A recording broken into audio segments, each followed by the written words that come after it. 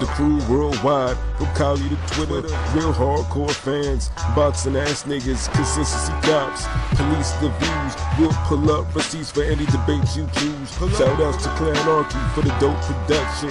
Ring Gang stay with the best discussions. Ring Gang Radio.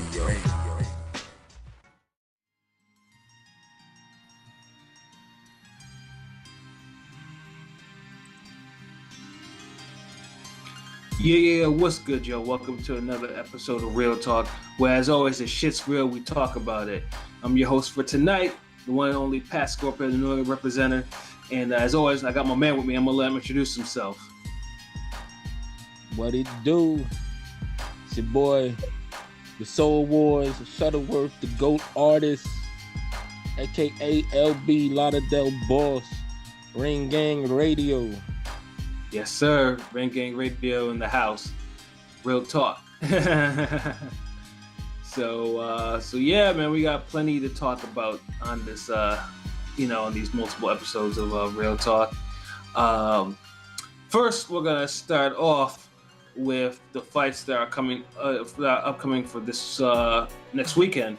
Now, this is one of the rare weekends that there wasn't really shit going on with boxing or news. It's very rare that we had such a dry period. I mean, pretty much the biggest thing in boxing before that was fucking Paulie slapping old boy up, and yeah, that's not really news. That's just random fuckery, but not fuckery-worthy news. or I should say newsworthy fuckery. Yeah. Yeah, it works both ways. Because boxing provides elite level fuckery, so this ain't really make the cut. Yeah, not at all, but I'm pretty sure because now that's now the whole thing with Paulie doing the whole bare knuckle shit. I'm sure we'll be talking about it in the very near future. But at least now, we're getting past this dry weekend, and then next weekend we got fights. We got fights galore. Four cards. The first of which is Vasyl Lomachenko. He will be facing Anthony Crolla, putting his WBA and WBO lightweight titles on the line. The funny thing about this fight is it's on a Friday night, and it's on ESPN Plus. First of all, I don't really understand how ESPN determines what fight goes on ESPN, what goes on ESPN Plus. It's very random. It's very, like I said. There's a method to it. They put all the name guys on Plus to draw the casuals from ESPN. They've been doing that for a while. Remember the Kovalev Alvarez rematch and the Teofimo Lopez, the two big fights of the night on that card, and you had that shit on the ESPN Plus.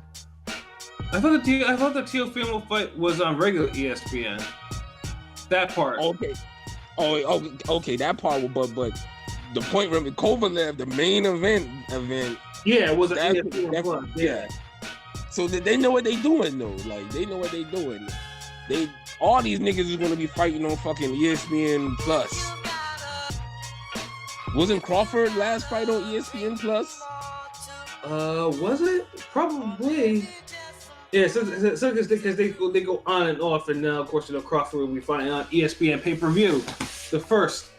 So yeah, I mean, I know there's a rhyme and a reason, but it's like sometimes it's hard to keep track of where these cats be fighting, we'll be fighting on sometimes. But the fact that Lomachenko is fighting on ESPN Plus on a Friday night, that's I was like, wow, it's random. It's a very random day for him to be fighting. But the reason he is fighting on that particular day, I think maybe it's partly because of who he's facing. Anthony Crolla. Now, it's not like Anthony Crolla is not a bad fighter. I mean, he himself is a former lightweight champion himself. But I think I think what's hurting this fight, because you don't even hear people talk about this fight. You know, it's a worthless fight. Yeah, unfortunately it's his mandatory. One of Lomachenko's mandatories, yeah, I mean, most people not talk about it because they think. I mean, the people who Lomachenko have already defeated at 135 are people that we all think are above Anthony Crolla. And you know, and then we have this situation. LB, what are your thoughts on this? Shitty fucking fight. Nobody wanted to see. I'm tired of going on YouTube videos and seeing niggas cape for fucking Crolla, man. Like, dude, people, first thing niggas say, but you know, he's a former champion. Okay, yeah, who'd he beat? What's his best fucking opponent? All champions ain't fucking created equal. That is also very true. And Crolla, let's just be honest, Crolla is like a C+ level fighter at best. Mm-hmm. He doesn't have anything that could trouble Lomachenko. Now, people could say, yeah, you know, Kami injured, but Kami's not all that skilled either. But Kami can fucking punch, and he's tough. And, you know, we kind of want to see, you know, the top contenders get that shot, you know, against the elite every now and then. Like, Crolla already got that shot at the elite, and that shot was called Jorge Linares, and he got shot out twice. Well, to be fair though, the first fight with Linares was super close. It was one of them Linares mental lapse fights, you know, where it was a lot more competitive than it should have been. And the second time, it was competitive, but Crolla lost that shit clearly. Like, he won maybe 3 or 4 rounds. Like, it wasn't a fight we needed to see again. Yeah, I mean, I thought it was close. I mean, I thought it was close enough where it could have been a 1-point win for. Was it closer than the Luke Campbell fight? About. I mean, I didn't. No. We just. This way, Campbell could have. I thought Campbell probably did beat Linares on the cards. Crolla did not. At best, it was probably a draw, or Linares won by about a couple rounds. It wasn't that. The first fight wasn't that wide to me. The second fight was. The second fight was straight. That was Linares getting his mind right and did what he had to do. But the first fight was one of the mental lapses that Linares has, you know, and he made that fight way closer than it should have been, you know. So yeah, but I mean, god damn, like, we gotta see Crolla again. Like, if he was somebody who brought something else to the table or some type of, you know, intangible, I could say. Yeah, like an intangible that we want to see Lomachenko up against, but he doesn't. And it's like, what makes Crolla so good where everybody just overlooking this fight and not just calling it for what it is? It's like we don't. It's like, honestly, I'm not hearing enough people shit on this fight. People aren't even talking about this fight. We even have hardcore Lomachenko stands that haven't said shit about this fight. Like, not even like anything. If you bring up the fight, you have to shit on it. Yeah. People are like, you know what? I'm not even gonna bring this up, because if you bring it up, before long, there's gonna be a nigga like me who's gonna fucking wave his hand in the back of the damn room and be like, man, this fight sucks. Like, why are we watching this? Yeah, like, there's been worse fights that people shit on and they can't stop talking about. Like, fucking Tank's last 3 fights. Right. People will talk shit about them fights, but okay, Lomachenko, like, you know, this a garbage fight, and just to keep it super real, you know, shout out to my nigga PJ. You know, we did an episode about Lomachenko and Pacquiao last year. You know, a potential fight between the two. This was like in the summer. And we was basically saying then that, you know, Lomachenko really don't have any real big fights on the horizon. And that's why the Pacquiao fight. And this is And this is before Pacquiao went to PBC. Right. And that's what we were saying. This fight was like pretty much the best fight you had for Lomachenko, besides the Tank fight, if that ever happens. And you know, the Mikey Garcia fight don't look like it's ever going to happen. That's off the table with Spence. And then that pretty much at least Richard Kami. This is because he's the only one politically he could actually get that fight in that unification. You know, that's a decent fight. Like that's a good fight for the hardcores. Yeah. You know, for niggas like you and me, but that's not the fight that just gonna put Lomachenko over the top, like really solidify him being number one. Because I feel like he's still number one pound for pound, but it's just, you know, a lot of dudes is making moves up there where he at, and you know, his moves just ain't been big enough recently. You know, not since the Linares fight. Well, I mean, it's a whole bunch of things. Like right now, Lomachenko also has like a Teofimo Lopez in there, and he has a if it's not, he already beat Petraza, but there's also Teofimo Lopez who's breathing down his neck, you know, and I actually want to see the Lopez fight. You know what? That's the fight to make right now. Like, you know, he gets Crolla out the way, get Kami. Either you give me Kami versus Lopez and the winner fight Lomachenko, or you just give me Lomachenko, Kami, and then, you know, Teofimo Lopez get the winner of that fight. Either or, those three individuals need to be mixed up in some sort of fight. Right, and like I said, I mean, I won't say it's limited. And like I said, Mikey Garcia, I mean, right now we can't even see what he's actually going to do because he's going to recover from the beating he took from Spence, and we don't even know if he's going to actually boil himself back down back to lightweight to defend his belt. There's too many factors, you know. So I'm not even gonna say Garcia is like a viable option right now. Yeah, Tank is a lot of factors too. Like, I don't know what them niggas is doing with Tank career over there, but I don't see a fight with Lomachenko anytime soon. Well, no, I mean, Tank has business at 130.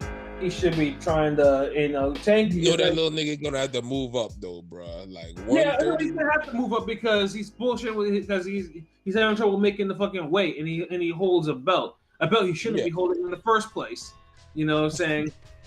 You know, I mean, Tank's career is like you go to 135, you try to make this fight, or you stay at 130 and you try to make this fight with the champions, particularly with Farmer, you know, which is what everyone wants to see.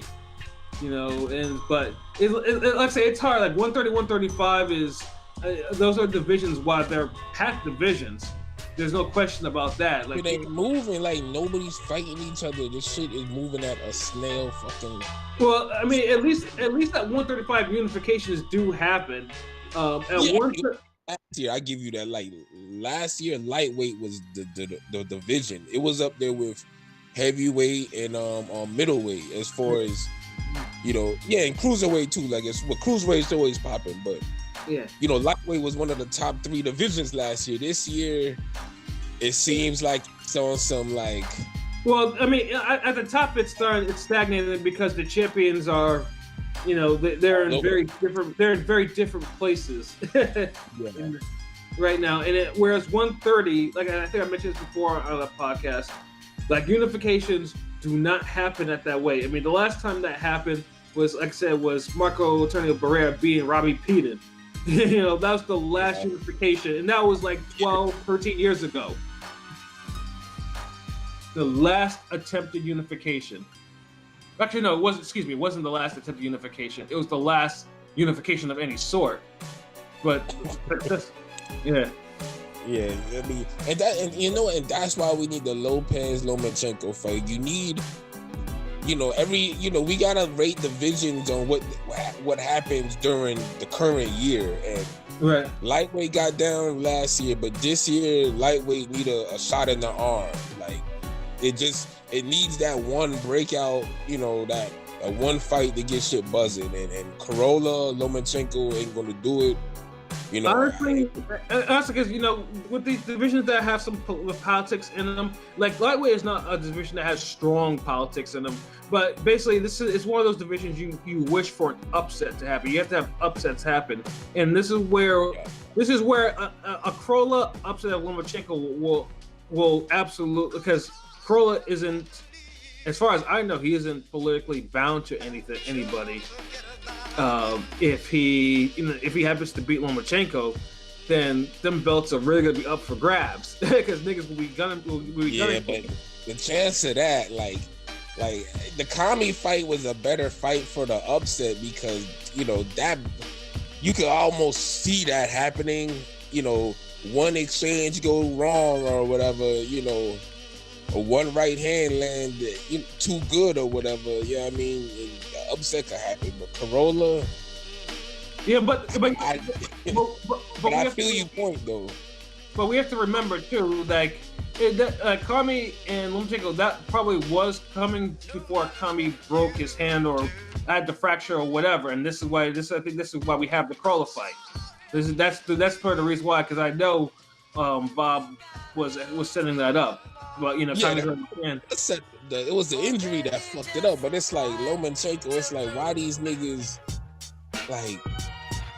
like I'd rather motherfucker just damn pay step aside money, get a better fight, something like drop the fucking belt. You already the best in the world, man. Like.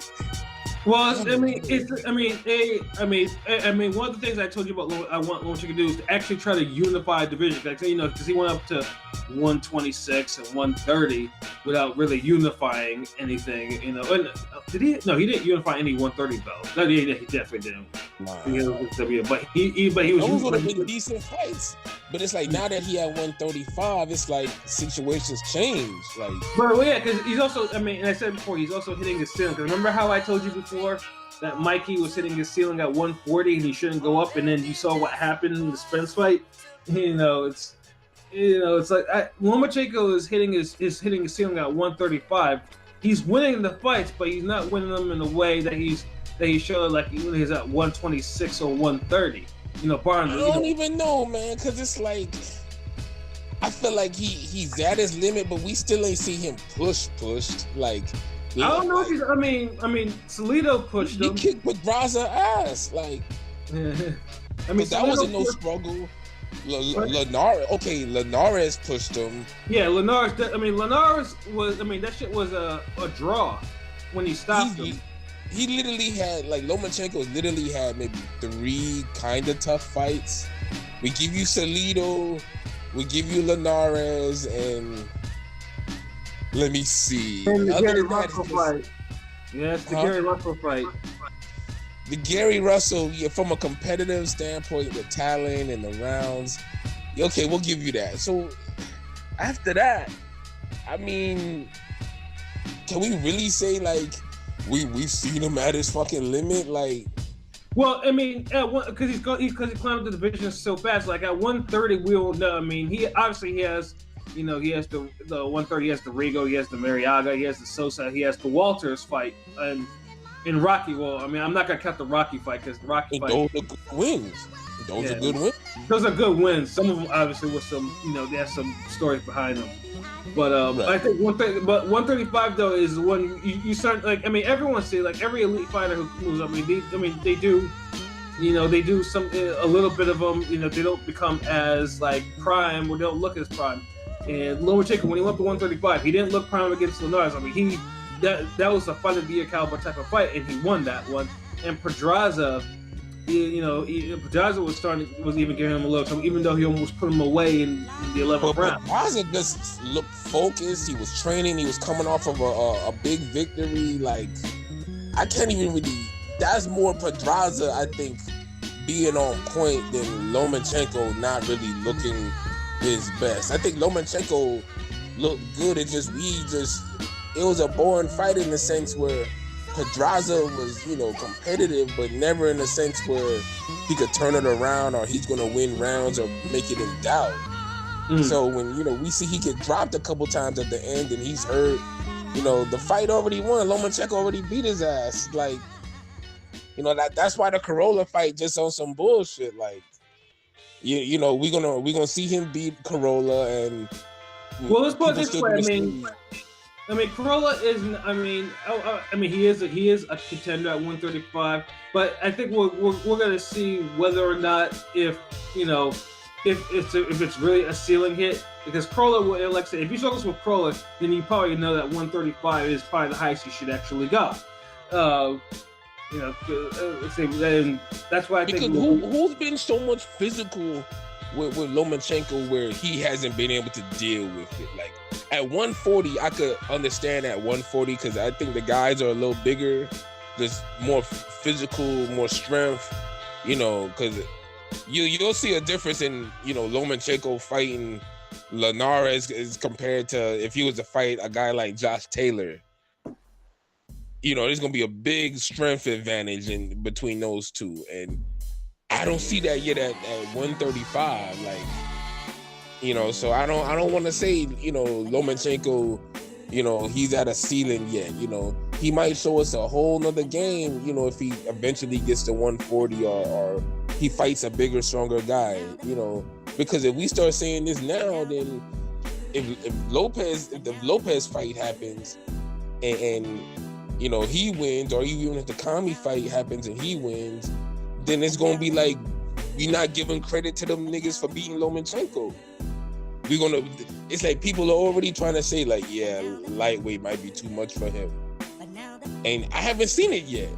I mean, I'm seeing it. I mean, like I said, I'm thinking that lightweight is just. I mean, he's competitive, but it's just like what I said. It's just like what I said for Mikey and Vasyl Lomachenko, and I saw how he fought. I was like, yeah, Mikey, that 140 is Mikey's limit. He shouldn't go. That's what I'm saying with Lomachenko. I just don't think. If he goes up to 135, it's gonna get. I mean, if he goes up to 140, it's gonna get ugly. That's what I'm saying, because 135 now he's not. I mean, he's not showing what he was at 126 and 130.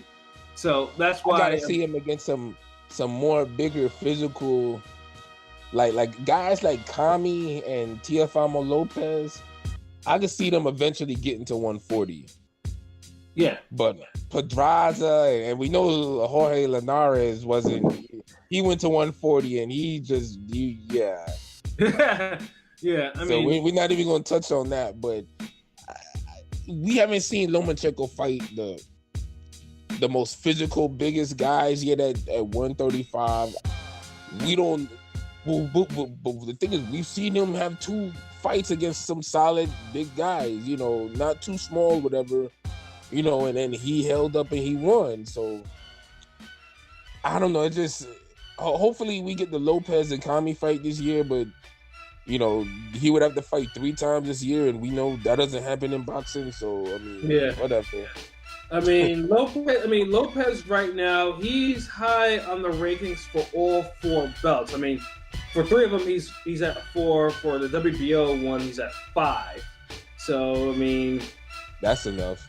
Yeah, I mean, it's pretty much. I mean, we'll just have to see, how it plays out. I mean, probably the one I would say might be the closest he may get a shot at is Kami's belt, because there's no 1 or 2, and then there's a random Japanese fighter, and then Nakatani, and then Lopez. So I would say if Lopez would get a title shot, it would be probably for Kami's belt, barring whatever Kami's comeback fight is. But yeah, I mean, Crolla, Lomachenko, we expect it to be a one-sided affair. Lomachenko should probably stop him. And then also on that card too, we have Zurdo, who will be Gilberto Ramirez, who will be making his light heavyweight debut against Tommy Karpency. Another fight. No, we're not. I have no interest in. Wow. I mean, Karpency is known for 2 things. He beat Chad Dawson in that fight. I remember. It's one of the things too is I was coming back from either the movies or something like that, and I was trying to make it back to see this fight. And then I was on my phone checking it, and people were like, "God damn, Karpency might actually is beating up Chad." And I'm like, "What?" He was putting hands on Chad. Yeah, and I couldn't believe. And then I got back in time to see the decision, and I was just like, I eventually saw the fight afterwards, and the less said about that fight, the better.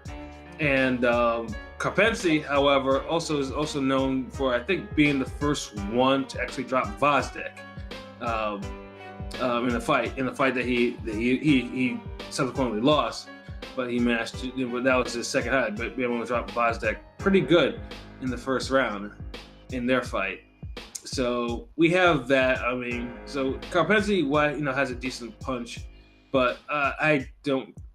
Either way, it's not a fight. Zurdo, obviously, it's light heavyweight. You gotta fight a lesser opponent, but I have no interest in this fight, really. It's just like... Yeah, this is one of the most blandest, most meh double headers I've seen in a minute, bro. Right. And to top that off, too, probably the best fight that'll probably be airing on ESPN Plus is the third fight, which we'll see Mike Alvarado versus Arnold Barboza. And this fight should probably be interesting. We all know Mike. Mike Alvarado. We all know that Mike has probably had the longest streak of absolute fade that you can see in the last 10 years. And the amount of wars. Yeah, what's that? You can't make a bad fight. Yeah, no, you can't. You have to go. You have to see the streak of absolute wars that Mike Alvarado had at one time. Let's put it this way. I think at this point, I would have rather see Lomachenko fight Mike Alvarado. See, I'm gonna put some respect on Alvarado's name, like I say, because from 2011 to 2015. Though he had nothing but straight wars. Like there was Gabriel Martinez, that was a war. There was Bradis Prescott, that was a war. Mauricio Herrera, that was a war. The first Brandon Rios, that was a war. The second Rios fight was a super war. That was coming 2 weeks after fucking Bradley Provodnikov, and that was probably Mike's career best win. And then afterwards, he loses his belt to Provodnikov in another war. And then he gets into a war with Marquez. He loses that fight. And then he gets the third. Marquez, too. What's that? He drops Marquez, he drops Marquez, too, yeah. And then afterwards, that thing, he loses to Rios again, he basically, I think by that time, he had some issues going, and he just got destroyed in that third fight. But since then, though, Top Rank has rebuilt him. Barring one fight where he almost lost, he scored knockouts. He scored some brutal knockouts in some instances. And now he's facing Arnold Barboza Jr., who is 20-0, but he only has 7 knockouts. So, that fight's probably like a prospect versus a fading veteran fighter. That might actually be the most intriguing fight on this card, and on the main card at least. Like I said, I put respect on Mike Alvarado's name. That man is tough, And now, he could. I can see him probably getting outboxed, but I can also see Barroso getting knocked out by him. So that might actually be the most interesting fight. Punch, and he's tough. I don't know if punch resistance is like it used to be, but no, I don't think it is. And if Barboza was more of a puncher, I would say that Barboza probably would knock Alvarado out. But 7 KOs and 20 wins doesn't really. He's not a puncher. Yeah. But we'll see what happens if Mike has enough left in it as far as punch resistance goes to actually take that to take that type of power and to move him into what I don't know, but hey, he's still fighting, he's still kicking, You know, but so yeah, that's that card.